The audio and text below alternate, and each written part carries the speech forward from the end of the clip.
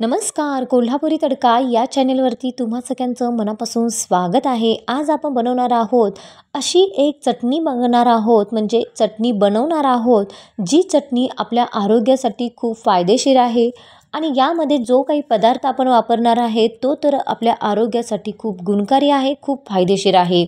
चटणी मात्र एक आहे पण फायदे मात्र अनेक आहेत. अशी ही गुणकारी चटणी आज आपण इथे पाहणार आहोत. या चटणीमध्ये च्या नियमित सेवनाने रक्तातील साखर, हिमोग्लोबिन आणि कोलेस्ट्रॉल आटोक्यात राहण्यासाठी याचा वापर होऊ शकतो. चला तर स्त्रियांच्या हार्मोन्सची पातळी योग्य ठेवण्यासाठी या चटणीचा वापर होतो. अगदी ही चटणी म्हणजे यामध्ये जो पदार्थ आपण वापरणार आहे तो पदार्थ म्हणजेच जवस.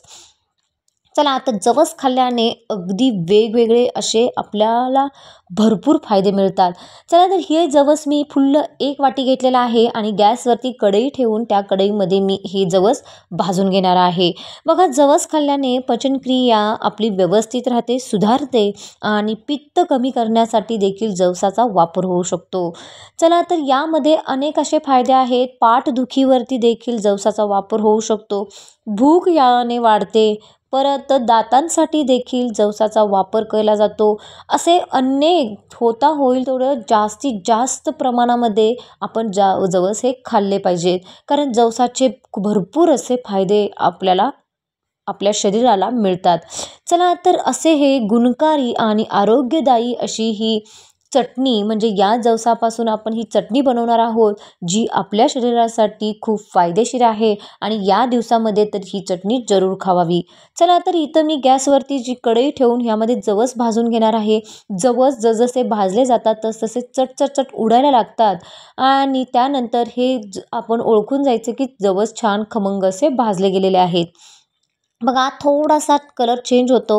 म्हणजेच काय, इथं जास्त एकदम करपून असे आपण हे जवस घ्यायचे नाही, कारण जास्त करपवले तर त्याची टेस्ट देखील वेगळी लागते. आणि थोड्याशा प्रमाणामध्ये आपण हे जवस खमंग असे भाजून घ्यायचे आहेत. जसजसं भाजाल तसतसं चटचट उडतात देखील आणि त्याचा सुगंध पण असा मस्त येतो. आणि जसजसे सुगंध यायला लागतो, जसजसे जवस चटचट उडायला लागतात, तसं ओळखून जायचं की जवस असे खमंग भाजले गेलेले आहेत. आता आपण जवस भाजून घेतलेले आहेत. आता जवस आपण काढून घेऊयात. आता हे जवस आपण काढून घेतल्यानंतर बघा, ताटामध्ये पूर्ण हे जवस काढून घ्यायचे आणि आपण यामध्ये दुसरे काही जिन्नस वापरणार आहोत ते भाजून घेऊया. आता त्यानंतर मी इथं थोडा प्रमाणामध्ये कढीपत्ता घेतलेले आहे. थोडासा कढीपत्ता मी इथे घेतलेला आहे, तो देखील असा कुरकुरीत भाजून घ्यायचा. त्यानंतर लगेचच आपण यामध्ये डाळवं टाकायचं. डाळवं म्हणजेच काय, फुटाण्याची डाळ. म्हणजे फुटाण्याची डाळ थोडीशी भाजत आली की लगेचच आपण यामध्ये 2 चमचे आपण इथे तीळ टाकणार आहोत. तिळाचे देखील अतिशय गुणकारी असे फायदे आहेत. म्हणजे तीळ खाल्ल्याने देखील अतिशय आपल्या शरीराला फायदे मिळतात, म्हणून तीळ मात्र जरूर वापरायचा आहे. आणि तिळाचा हा असा खमंग आणि त्याची टेस्ट देखील अगदी भन्नाट लागणार आहे. त्यानंतर मी 1 चमचा यामध्ये जिरे टाकलेले आहेत आणि त्यानंतर थोडासा लसूण टाकलेला आहे आणि त्यानंतर हे सगळी जिन्नस आपण काय करायचं आहे, खमंग असे भाजून घ्यायचे आहेत. जेवढं होता होईल तेवढं आपण हे जिन्नस भाजून घेईल तेवढी आपली चटणी ही खमंग बनणार आहे. चला तर ही सगळी जिन्नस भाजून घेतली आहेत. आता हे आपण काढून घेऊयात. आता तुम्ही इथं पाहू शकता की मी इथे सगळे हे जे काही या चटणीमध्ये जे काही पदार्थ वापरणार आहे ते सगळे भाजून घेतलेले आहेत.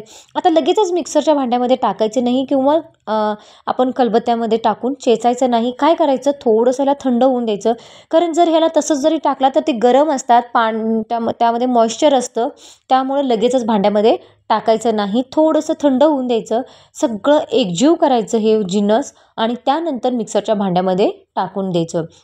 बघा, इथं तुम्ही पाहू शकता, मी व्हिडिओमध्ये दाखवते, मी ही सगळी जिन्नस थंड करून घेतलेली आहेत आणि त्यानंतर आता मिक्सरच्या भांड्यामध्ये काढून घेणार आहे.